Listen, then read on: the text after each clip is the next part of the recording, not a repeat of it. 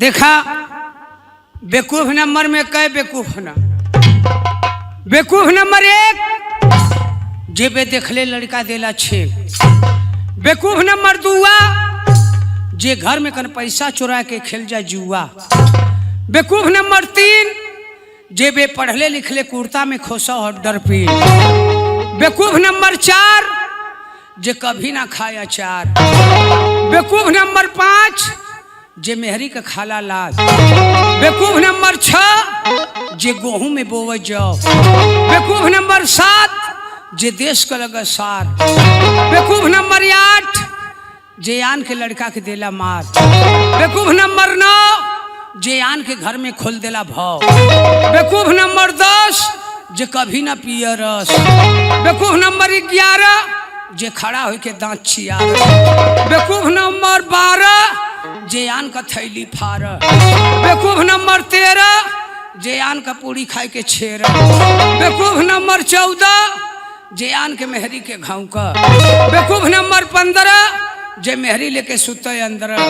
बेवकूफ नंबर 16 जे आन का कपार फोर। बेवकूफ नंबर 17 जे आन का मुर्गी घर में कतर।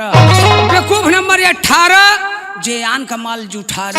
बेवकूफ नंबर 19 जे घर में दूहे भैंस। बेवकूफ नंबर 20 जे पढ़ के ना देहले फीस। आप लोग के सामने देखिए एक नंबर का गाना।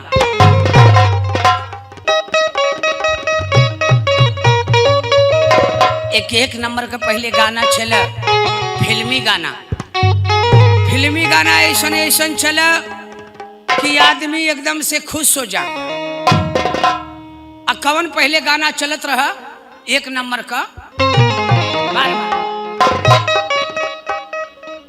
कि तुम जब जब मुझको पुकारे मैं दौड़ी आई नदिया किनारे।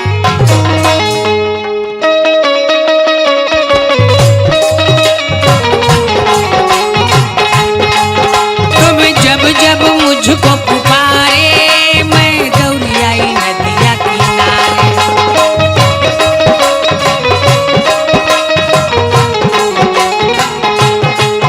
चाहे अपना बना ले चाहे गले से लगा ले मेरे भोले साथियां तुम्हें दिल दे दिया।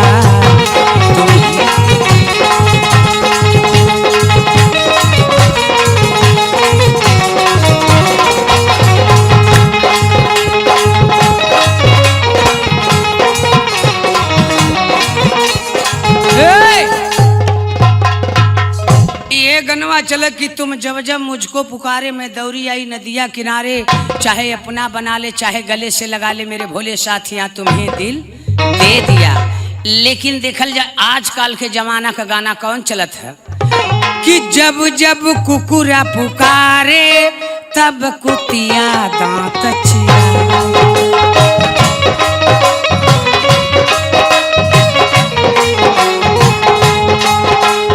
जब जब कुकुरा पुकारे तब कुतिया दांत छियारे।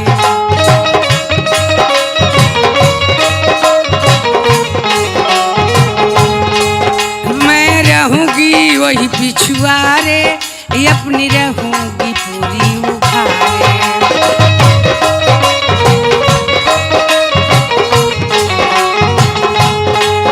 चाहे आगे से लगा ले चाहे पाछे से लगा ले मेरे भोले कुकुरा तुम्हें दिल